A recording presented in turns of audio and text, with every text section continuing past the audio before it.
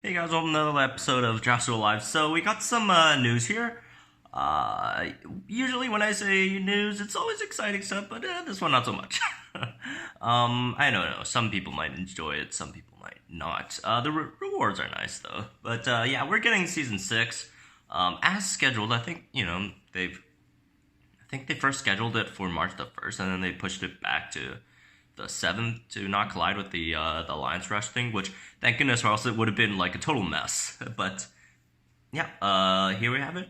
Season 6 details. So let's first go to the rewards, since that's the ones that people usually are most interested in. So the reward DNA this time is Skullsaurus. That's no surprise there. And the brackets, I think these are still the same brackets.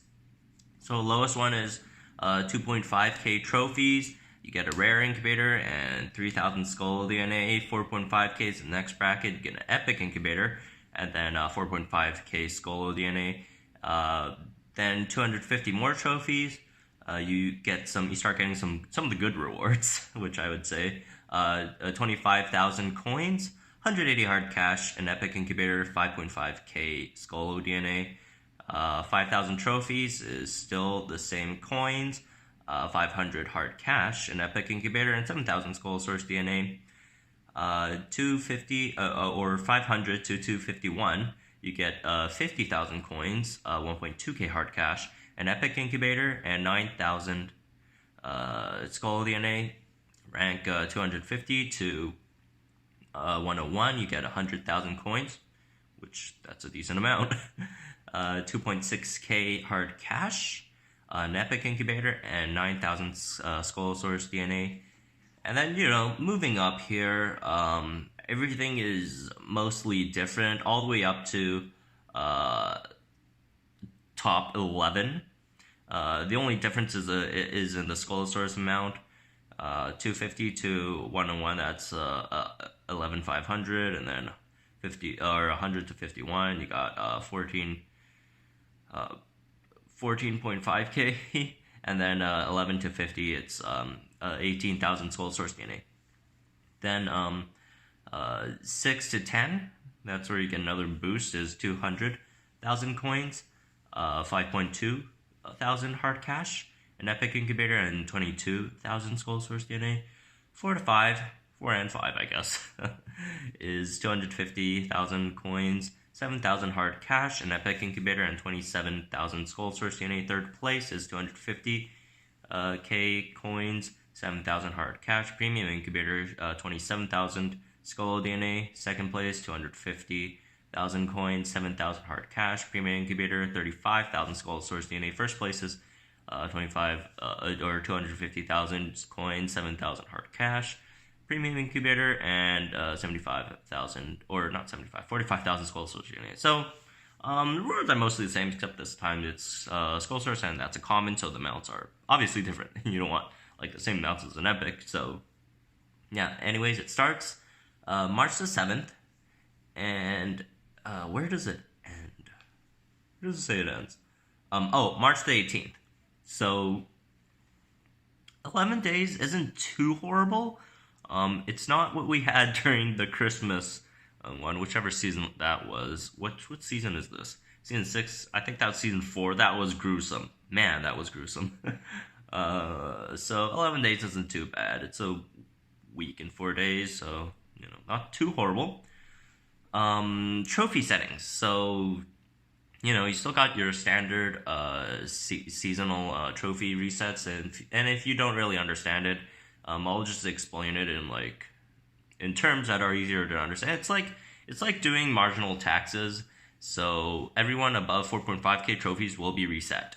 So it just like marginal taxes, you get to keep the 4.5k trophies that you have, and then you'll have to give up half of the trophies that you have above that. So it's like you get a 50% marginal tax over 4.5k trophies, basically. So, and those under 4.5k, you don't have to worry about your trophies. It's just gonna stay the same. So do expect, to an extent, that at the beginning of the tournament, you will be fighting a lot of different players that should be in different ranges. So you'll be fighting a lot of the top guys if you aren't that high and you're higher than 4.5k, and it's not gonna be too fun. But they did improve this slightly. That's why they made this um, uh, like this way. They took away half the trophies, so they didn't just reset everyone to 4.5k like season 1 and I think 2 as well. Like everyone just got reset to this one trophy number, and then you'd have like the number 1 player just fighting like people who barely reached like that trophy number of players, and it was a mess. But this time it's better. It's improved, so there's that. And then regular PvP rules apply. It's just the same as ever. And cheaters have been removed from leaderboard as they always were. Those that were identified, there's still a lot of cheaters on the leaderboard. I'm not gonna hide that. There's a lot of them still on there. Hopefully they could do a ban wave before that, take out a few of those or a good amount of those cheaters that are still around. That would be nice. But if they don't, then oh well. We've been fighting against cheaters for a year, and if that's not going to change, then we'll just keep on beating them, I guess, or not. And season 6 leaderboard outside the cap maximum at the beginning of the season. The leaderboards will not have no trophy cap, so there's no trophy cap. But how they designed matchmaking and stuff. People used to like just farm bots and just get super like ridiculous amounts of trophies, and I guess you can't do that now, which is nice. Season leaderboard shows top 500 throughout the season. That's the same as regular PvP even. And leaderboard freezes at the end of the season to determine winners. So after it ends, if the leaderboard freezes, don't freak out. That's totally normal. That's what it does. It freezes the leaderboard at the end, so they could get the winners and stuff, all that. So rewards are based on a ranking at leaderboard freeze. So if a player is in the middle of battle and the season ends, results will not affect your standings. So if you went into a battle before it ended and then you finished after it ended, that doesn't count towards the final result. People usually ask about that, so it does not count. And it takes some time for them to give out the prize. It's usually does it end on a Monday again? Because if it ends on a Monday, it's usually a Friday they give it out. But it takes them a few days, but usually not long. Usually under a week. So those are usually fast. And Skullsource tournament. Last time we had Erliko, which was that kind of caught us all off guard, because usually the PvP, the tournaments usually don't give us really useful DNA. It's usually just trophy DNA, but last time they gave us Erliko, which was actually useful, since you can make a Earl Dominus, which is a nice dino, and then this time they're giving us Skullsource, which also fuses into Skullsuchus, which will finally be available. So I don't know. I guess we're just gonna get. I guess the rewards are gonna matter now. The DNA rewards. It's not just gonna be trophy DNA anymore. It's gonna be actual useful DNA. Although I wouldn't say Skullsource is that useful, since it's not that great. Skullsource, if you guys don't know, I'll just Skullsource and Skullsource. I'll just pull up the stats for you guys. All the stats. It's not in game yet, but it's all in the code and stuff, so it's not hard to find. OPQRS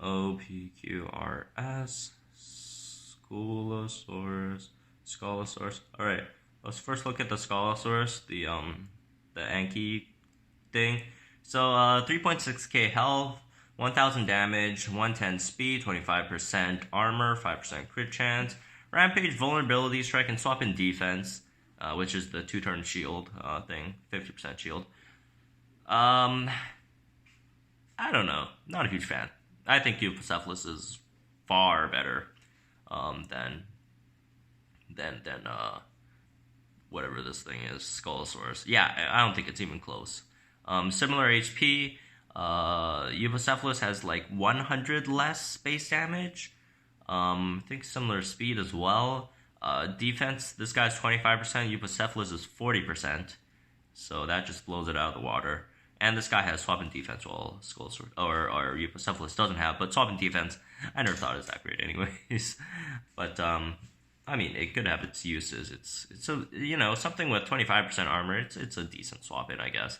It's, you know, it should be a bit more useful than Sarcoryxis' swap and defense, but that comparison already shows you how not useful it is.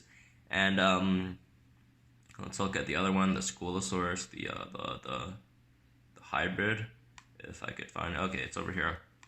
This thing, Skullsaurus, 4,350 HP, 1,000 base damage, 117 speed, 20% defense / armor, whatever you want to call it. Crit chance 5%, long protection, null strike, rampage, flowing impact, and swap and null. They ranked this thing at Omega. I think they like underrated it. I think it's not that bad. Like, its defensive stats are nice. 117 speed isn't horrible.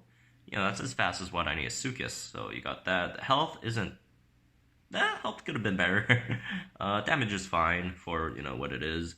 And it does have Rampage and, like, another impact, slowing impact to go with it. It's a pretty standard tank that nulls as well. So it's like Ankentro, but it's more active Ankentro, I'd say. And, probably does, I don't know if it deals more damage than Ankentro or not, but it probably would, since, you know, long protection deals damage.